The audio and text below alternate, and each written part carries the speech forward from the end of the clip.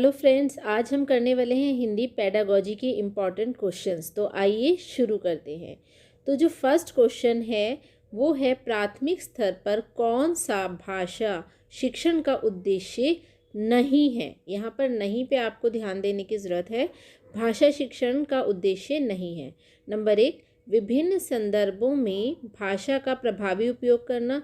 तो ये बिल्कुल है, क्योंकि भाषा का प्रभावी उपयोग करना ही भाषा शिक्षण का उद्देश्य है। दूसरा है, स्पष्टता एवं आत्मविश्वास के साथ अपनी बात कहना। बिल्कुल, भाषा हमें ये सिखाती है कि हम स्पष्ट रूप से और आत्मविश्वास के साथ अपनी बात को कह सकें। तीसरा है, वर्णमाला को क्रम से कंठस्थ करना। अब यहाँ पे है कंठस्थ करना, मतलब कि याद करना।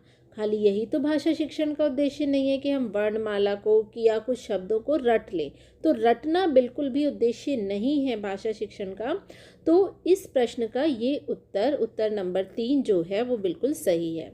चौथा भी देख लेते हैं, ध्वनि संकेत चिन्हों का संबंध बनाना। बिल्कुल, भाषा हमें ये सिखाती है, भाषा शिक्षण का ये उद्देश्य है कि हम ध्वनि संकेत चिन्हों का आपस में संबंध बनाएं।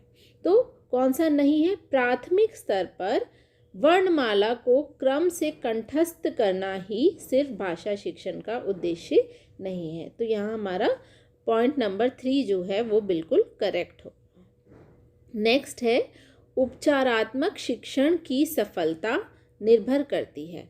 अब सबसे पहले तो उपचारात्मक शिक्षण जो है वो होता क्या है? रेमेडियल टीचिंग किसे कहते हैं? तो रेमेडियल टीचिंग जो है, आपको अगर शिक्षण में कोई त्रुटि नज़र आती है, कुछ गलत नज़र आता है, उसकी पहचान करके उसको ठीक करना रेमेडियल टीचिंग या उपचारात्मक शिक्षण कहलाता है। तो इसकी सफलता किस पर निर्भर करती है? तो नंबर 1 जो है वो है उपचारात्मक शिक्षण की सामग्री पर, भाषिक नियमों के ज्ञान पर, समय व अवधि पर, व समस्या के कारणों की सही पहचान पर। तो बिल्कुल, समस्या के कारण जब तक हम नहीं पहचानेंगे तो हम उपचारात्मक शिक्षण ठीक से नहीं कर सकते। तो इसका पॉइंट नंबर 4 जो है वो सही है। उपचारात्मक शिक्षण की सफलता समस्याओं के कारणों को सही पहचान करने पर निर्भर करती है। ओके, तो आइए अब हम नेक्स्ट देखते हैं। अगला क्वेश्चन है, भाषा कौशलों के संदर्भ में कौन सा कथन उचित है? भाषा कौशलों के विकास में अभ्यास की अपेक्षा भाषिक नियमों का ज्ञान ज़रूरी है। मतलब कि भाषा कौशलों में हमें नियमों की जानकारी होना आवश्यक है। सेकंड पॉइंट है, विद्यालय में केवल पढ़ना लिखना कौशलों पर ही बल देना चाहिए। थर्ड पॉइंट है, बच्चे केवल सुनना बोलना पढ़ना लिखना कौशल क्रम से सीखते हैं। और फोर्थ जो है वो है, भाषा कौशल के संदर्भ में जो कहा गया है, भाषा के चारों कौशल परस्पर अंतः संबंधित है। देखिए फ्रेंड्स, इसमें आपको कन्फ्यूज़न हो सकता है, लेकिन यहाँ पर अगर हम सबसे सही देखें तो सबसे सही उत्तर नंबर 4 है, क्योंकि भाषा के चारों कौशल परस्पर अंतः संबंधित हैं। तभी जब ये अंतः संबंधित होंगे तभी हमें जो इसका ज्ञान है वो उचित रूप से हो पाएगा। तो अब आगे अगर हम देखें,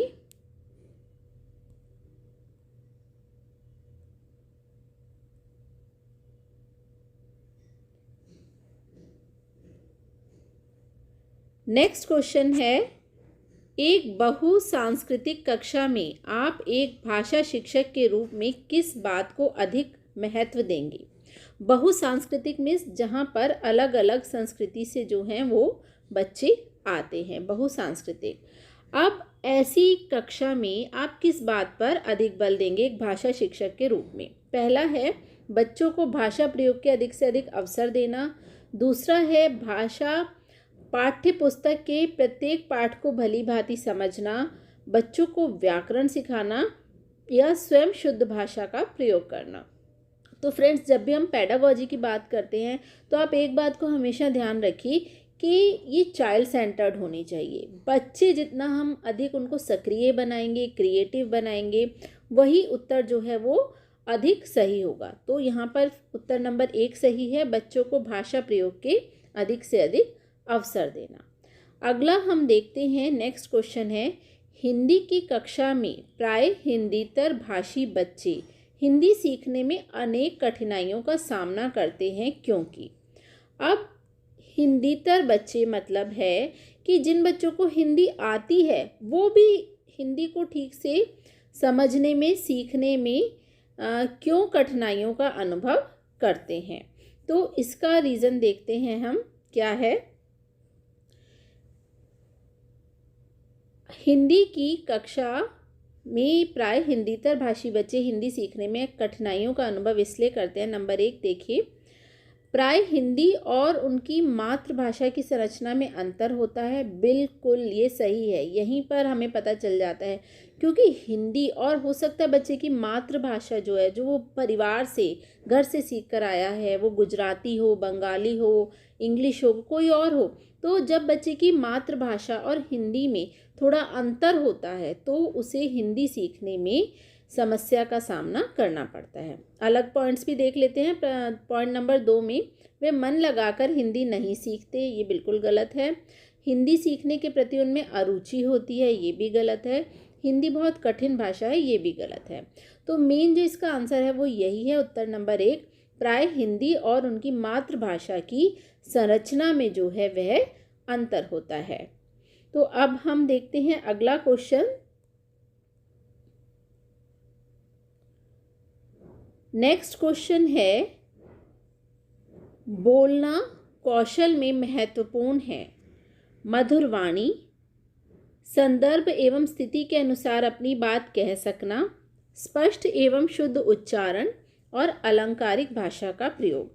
तो फ्रेंड्स, बोलना कौशल में सबसे अधिक महत्वपूर्ण वो है संदर्भ एवं स्थिति के अनुसार अपनी बात कहना। ऐसा नहीं है कि बात कुछ और चल रही है और बीच में आप किसी बात को बहुत मधुर वाणी के साथ बोल देते हैं या स्पष्ट एवं शुद्ध उच्चारण के साथ बोल देते हैं।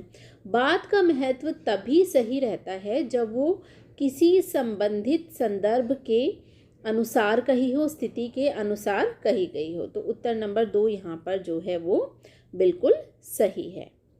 अगला देखते हैं, एक समावेशी कक्षा में कौन सा कथन भाषा शिक्षण के सिद्धांतों के प्रतिकूल है। अब यहाँ प्रतिकूल शब्द पर ध्यान देना बहुत आवश्यक है। प्रतिकूल मीन्स सही नहीं है।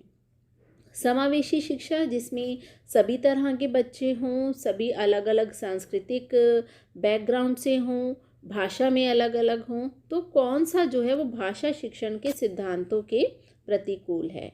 व्याकरण के नियम सीखने से बच्चों का भाषा विकास शीघ्रता से होगा। बिल्कुल सही बात है, यहाँ पे उत्तर नंबर 1 ही सही है क्योंकि समावेशी शिक्षा में बच्चे अलग अलग भाषाई क्षेत्रों से आते हैं, अलग अलग संस्कृति से आते हैं।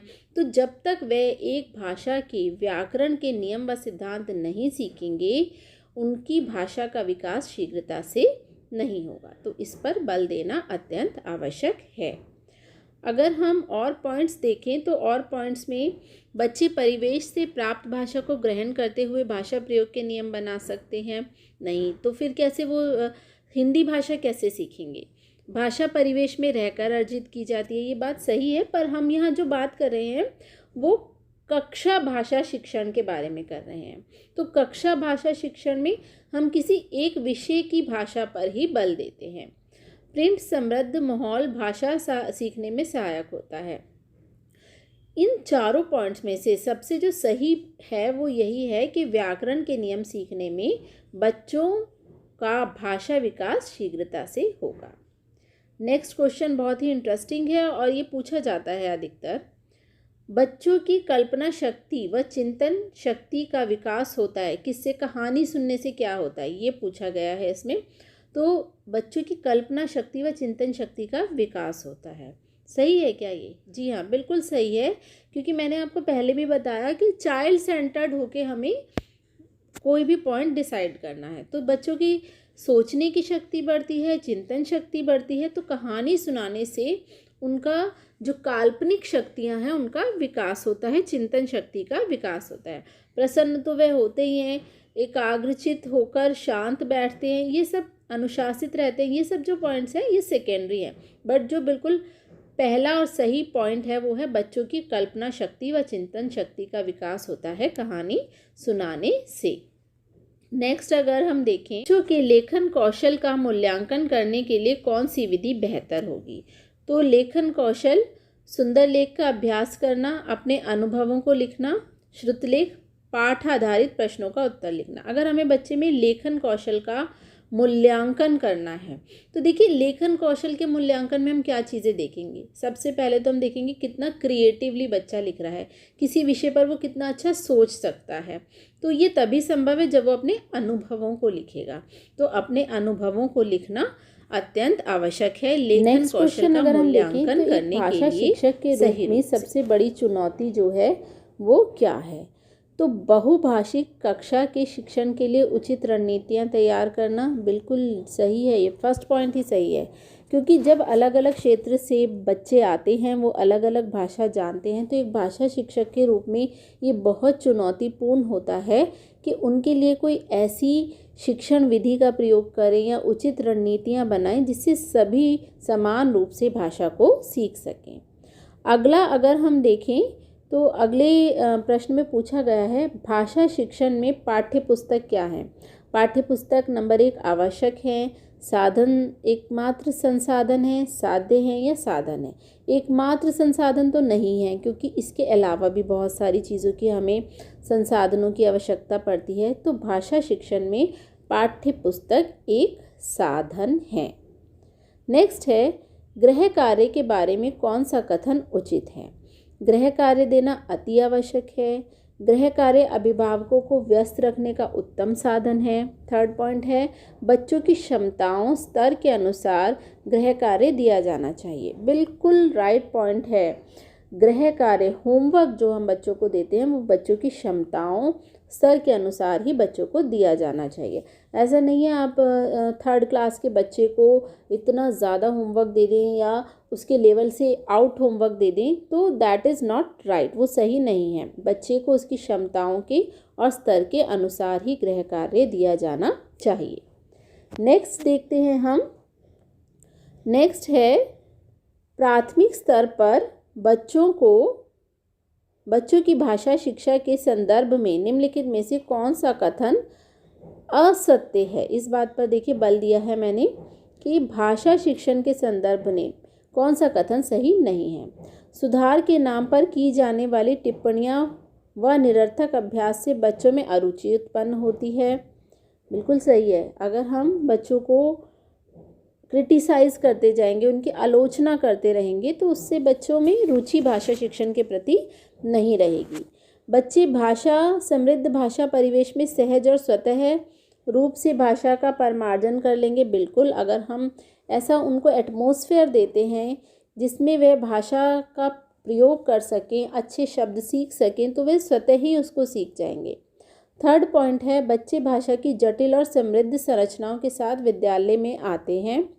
बिल्कुल आते हैं। वो अपने घर से, परिवार से भाषा का एक बेस लेकर आते हैं। और फोर्थ पॉइंट है बच्चों की भाषा संकल्पना और विद्यालयों में प्रचलित भाषा परिवेश में विरोधाभास ही भाषा सीखने में सहायक होता है। ये पॉइंट गलत है। तो यहाँ हमसे यही पूछा था कि कौन सा असत्य है, तो असत्य कौन सा है, नंबर 4। बच्चों की भाषा संकल्पनाओं और विद्यालय में प्रचलित भाषा परिवेश में विरोधाभास। ऐसा ज़रूरी नहीं है कि जो बच्चा सीख कर आ रहा है वो और जो विद्यालय में पढ़ाया जा रहा है वो अलग अलग होगा तभी भाषा सीखेगा बच्चा। ऐसा कोई ज़रूरी नहीं है। अगर अलग नहीं भी है तब भी बच्चा सीखता है और अलग है तब भी बच्चा सीखता है। तो पॉइंट नंबर 4 यहाँ पर सही आंसर है। ये कथन असत्य है।